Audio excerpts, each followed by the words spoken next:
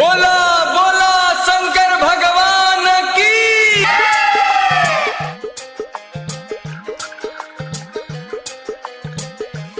कोहरी कृपा हमरो पे भोले दानी, कोहरी कृपा हमरो पे भोले दानी। कबो टूटे नदी हमर आस हो, बाटे तोहरे प बाबा विश्वास हो।